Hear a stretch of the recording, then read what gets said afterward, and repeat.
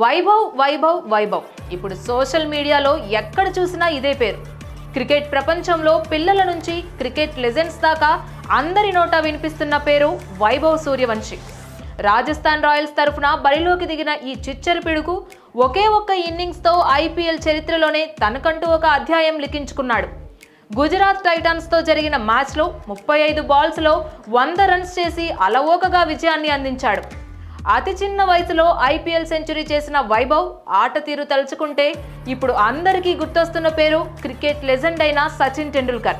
సచిన్ లాగే అతి చిన్న వయసులో వండర్స్ క్రియేట్ చేస్తుండడం చూసి మరో సచిన్ అవుతాడేమో అనే చర్చలు కూడా మొదలయ్యాయి.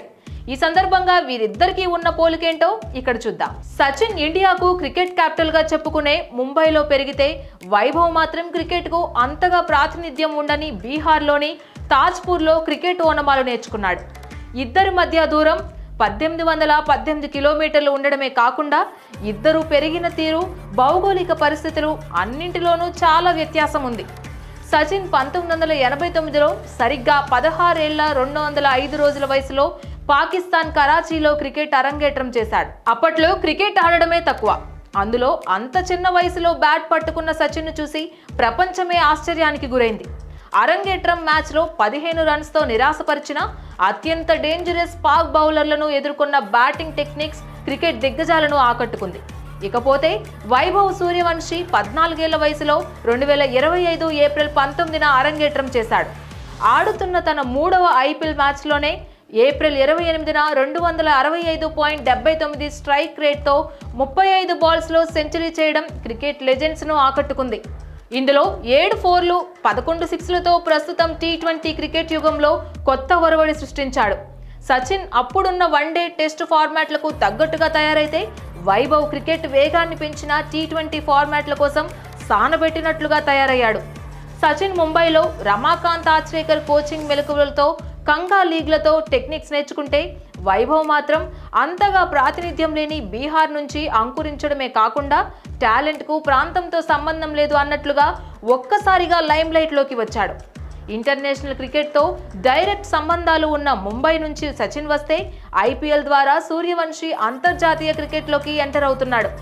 అతి చిన్న వయసులో క్రికెట్లో అరంగేట్రం చేయడంతో పాటు టాలెంటెడ్ బ్యాట్స్మెన్ కావడంతో సచిన్ ఇంటర్నేషనల్ క్రికెట్లో అనితర సాధ్యమైన రికార్డ్స్ను నమోదు చేశాడు. 24 ఏళ్ల కెరీర్లో 34,357 రన్స్ సాధించాడు. అదే టైంలో అంతకంటే తక్కువ వయసులో ఎంట్రీ ఇచ్చిన వైభవ్ తన టాలెంట్ అయితే చూపించుకున్నాడు. ఇక సచిన్ లాగే లాంగ్ కెరీర్ కొనసాగిస్తాడు అనేందుకు సమయం కూడా ముందుంది. వయసు ఉంది, సమయం ఉంది కాబట్టి ఇది సాధ్యమే అనుకోవచ్చు. ఈ ఇద్దరి ప్లేయర్లను పోల్చడంలో కేవలం టాలెంటే కాకుండా వారి వారి కాలమాన పరిస్థితులను కూడా పరిగణలోకి తీసుకోవాల్సిన అవసరం ఉంది. భారత్ ఆర్థిక క్రీడా ప్రపంచంలో అవగాహన కల్పిస్తూ వస్తున్న మార్పులలోకి ప్రవేశిస్తున్న 90వ దశకంలో సచిన్ ఎంటర్ అయితే సూర్యవంశీ ఎలాంటి బెరుకు లేకుండా డేరింగ్ డాషింగ్ బౌండరీలు సాధిస్తున్న టైంలో ఎంటర్ అవుతున్నాడు.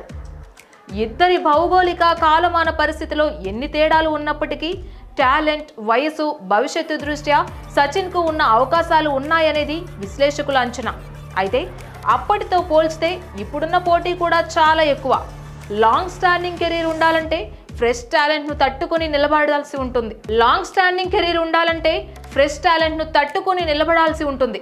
ఇప్పటి వరకు ఇలాంటి జిగేల్ మనిపించిన ప్లేయర్లు కొందరు ఉన్నా వారు తరువాత అదే ఫామ్ను కొనసాగించలేకపోయారు. మరి వైభవ్ ఫ్యూచర్లో ఏం చేస్తాడో చూడాలి. Please subscribe to the channel and download the Politicos app from the links in the description.